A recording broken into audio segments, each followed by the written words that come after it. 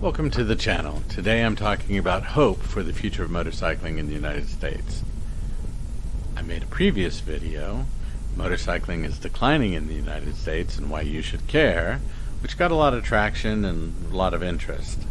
This video is the flip of that one, talking about the reasons we should be hopeful about the future of motorcycling, even though our numbers overall have been declining in the recent decades. Despite some challenges, there's a lot to be hopeful about. So let's talk about the trends, statistics of growing groups of riders that are shaping the future of this thrilling mode of transportation, as well as some of the industry things that are happening which are contributing to more young riders being interested in and starting to ride. First, let's take a look at the current state of motorcycling in the U.S. The average age of a motorcycle rider is 50. It's usually a 50-year-old male. The market in new motorcycles has been declining year over year in the United States for new motorcycle sales, and that's important because that applies to the industry, which was the focus on the previous video. This video I'm talking about motorcycling in general, so we're going to include the used market, which is a whole different ball of wax. The motorcycle market is projected to generate a revenue of $6.94 billion in 2024, with an annual growth rate of 2.26% projected from 2024 to 2029. Projected means it's expected, but not necessarily guaranteed. But the fact that there's a projected growth is pretty darn exciting. The steady growth indicates a resilient market, driven both by new, and that's the important part, and returning riders. One of the most exciting trends is the coverage of lower displacement motorcycles by many motorcycle manufacturers, including Triumph, Kawasaki, Honda, Suzuki, BMW, and others. Smaller displacement motorcycles are more affordable, with fewer technology add-ons than the premium motorcycles made by the same companies. This helps newer riders upgrade from their first well-used motorcycles, things that already have dents and bumps and scratches in them, so when they tip it over themselves they don't feel so bad about mucking it up, to something more recent, and maybe even new, for about half the price of the standard new motorcycle in 2024 of 10 grand, meaning many of these bikes can be had gently used or new for around the $5,000 to $6,000 mark. Now let's talk about the changing demographics of motorcycle riders. Traditionally, motorcycling has been dominated by male riders, older male riders. The average motorcyclist in the year 2000 was a 40-year-old male. In the 1980s, it was a 30-something-year-old male. Today we're seeing a significant growth in other groups, even though we're seeing an overall decline. The number of female motorcyclists has been steadily increasing.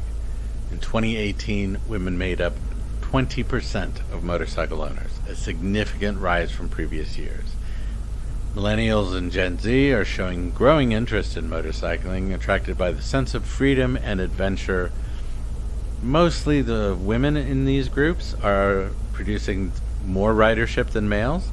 However, more people riding is always good in my book, no matter sex, gender, nation, creed, religion, doesn't matter to me. Get more people on bikes. My religion is riding, and I'm all about it growing and being a part of it.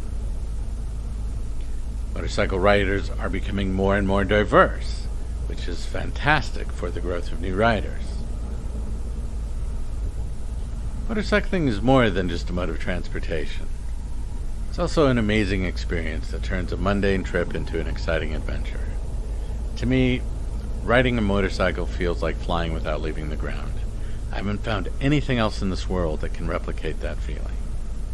Motorcyclists tend to recognize each other on the road with the wave or the nod, and most often other riders will stop for you if you encounter an issue, or even if you're just by the side of the road taking a break, just to make sure that everything's okay.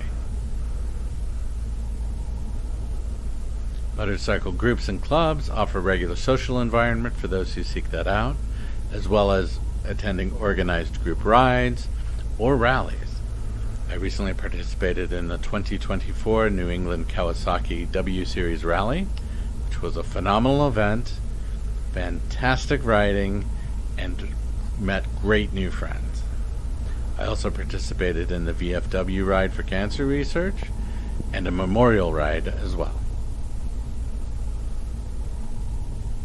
Safety is paramount in ensuring the future of motorcycling. I have my number one rule of riding: don't get dead.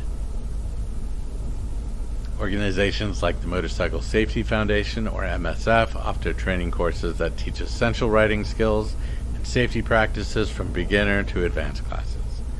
Additionally, advancements in protective gear and technology, such as better material and riding gear, lighter helmets that still meet ECE or SNELL standards, and even airbag technology can make riding safer than ever. Technology on bikes, including ABS, adaptive headlights, LED, for better lighting and visibility, also help keep riders safe. The future of motorcycling in the United States looks promising.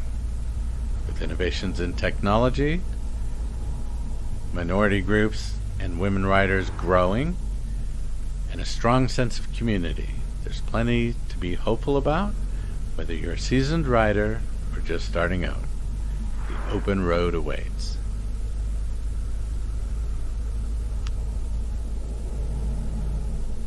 Thank you for joining us on this journey. If you enjoyed this video, don't forget to like, comment, and subscribe. Ride safe and see you on the road. Until next time, keep the rubber side down, the shiny side up, and keep it wheel.